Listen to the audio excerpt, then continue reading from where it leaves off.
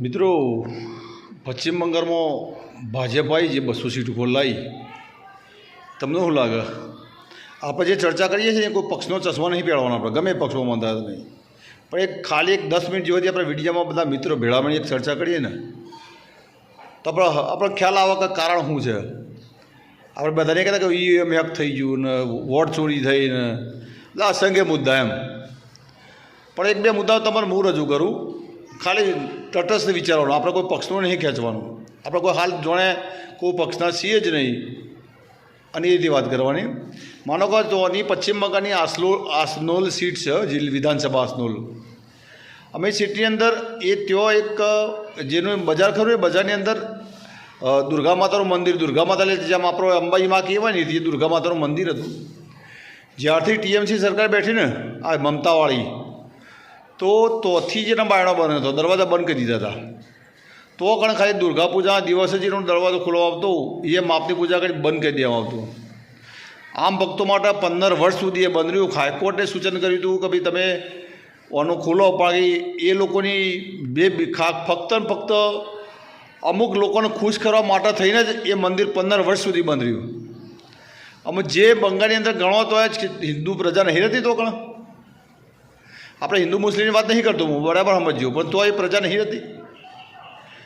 પબ્લિકના ઉપર એટલું દમન થયું કે એ મંદિર પોતે જેમ આપણે જે માતો માનો કે કાશ્મીરની અંદર હોય તો આપણે સમજીએ કે હાલો ભાઈ તો આતંકવાદ છે, ત્રાસવાદ છે, બધું છે, એટલે આપણે તો મંદિર બંધ હોય, પણ તોય મંદિર ખુલ્યો. પણ આ તો પશ્ચિમ બંગાળની વાત છે યાર.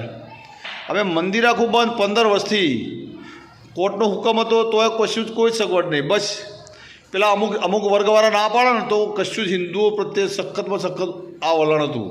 એક હકીકત રજૂ કરું છું, એટલે તોની પ્રજા કંટાળી હતી યાર કે જે દેશ આપણો હોય, જો મોટા મોટા વિદ્વાનો થઈ ગયા હોય કે હિન્દુ પબ્લિકને જો એના મંદિરની અંદર જવાન જો મંજૂરી ના મળતી હોય ને તે વસ્તુ ખોટી છે યાર, કોઈ પણ પક્ષ હોય. અને મેઇન વસ્તુ પબ્લિકને ચોથી માણગામો થયું તો હોમો પક્ષે માનો કે ફક્ત ભાજપને જ આ મુદ્દો ઉઠાવ્યો હતો. બીજા જે પક્ષો ખરા કોંગ્રેસ ગમે એટલા પક્ષો, પણ કોઈને એવું નહોતું કીધું કે મંદિર જેમ બનશે જેમ નહીં ખોલતા. એ બસ પેલા જે અમુક મત લેવા માટે જે વોટર એમાં પણ છે ને જે ફિક્સ વોટરો એમની તરફેણ જ બોલતા, એમના હિન્દુઓ વિશે કોઈ ચર્ચા નહીં. એમને કોઈ હજી સુધી એમ નહોતું કીધું કે આ મંદિરનો તમે દરવાજા ખોલો. એટલે મિત્રો પબ્લિક ખરી ને જુઓ, લગભગ 70% પબ્લિક એવી છે કે વિકાસ અને અમુક પક્ષોમાં માનતા વિકાસ જોઈને મત ચાલતી હોય. બાકી 30% જે પબ્લિક ખરી ને એ જે તે ધર્મ જે પક્ષ ધર્મને માને ને વધારે હાચવતો એને જ જોઈને મત આલે છે અને એ જ નિર્ણાયક બને છે. આ હકીકતમાં શું છે, તમે મોનોક ના માનો કોઈ ફેર નહીં પડતો. જો સુધી બીજા પક્ષો જે વધારે વોટર્સો હોય છે, માનો કે આપણે હિન્દુ ધર્મના વધારે વોટર્સો છે, એને મહત્ત્વ નહીં આલે તો સુધી આ લોકો ગમે એમ ભોગા પડે. પછી બધા આપણે બોલવા કાઢીએ કે ઈવીએમ હેક થયો અને ચોરી થઈને વોટ ચોરી થઈને. બાકી હકીકત આ જ છે. બાકી તમે વિચાર કરો કે 15 વર્ષથી મંદિરમાં હતું, એ મંદિર જો કાશ્મીરમાં હતું ના પશ્ચિમ બંગાળમાં હતું, કે જો આવડા મોટા વિદ્વાનો થયા.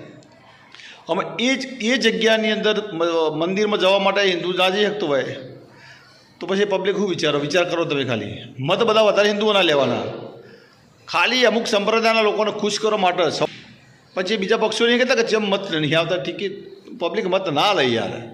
બધા તમે સમજો કે તમે હાળો વિકાસ વસ્તુ બાજુમાં હતા રહી. અત્યારની જે જેનજી આપણે કહીએ ને જેનજી યંગ જનરેશન, એ પોતાના ધર્મને પહેલાં માનવા માંડી છે. કોઈ પણની વાત છે. મતલબ હિન્દુ હોય તો હિન્દુ છોકરો હોય તો એમ થાય ગૌરવ થાય કે ભાઈ હું જેને માનતો હોય પક્ષ, જે મારો ધર્મનું રક્ષણ કરતો હોય એ પક્ષને હું મહત્ત્વ આલું. ભાજપ ભલે રક્ષણ ન કરતો હોય પણ એ કમસે કમ બોલો તો હા, જેવી સીટ જીત્યો ને તોનો ધારાસભ્ય એને દાડો હોજે જે મંદિરના દરવાજા ખુલી જાય, હા ખુલી જાય.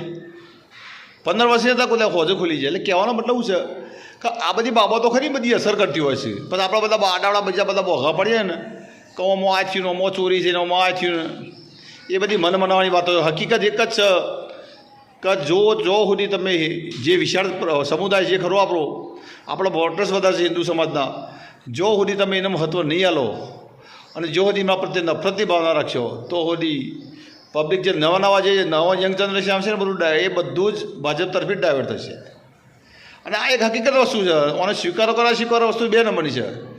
બાકી આ સાવ સાચી વસ્તુ છે બરાબર છે. આ વિશે તમારા હું મંતવ્ય છે મિત્રો રજૂ કરજો. જય હિન્દ, જય ભારત.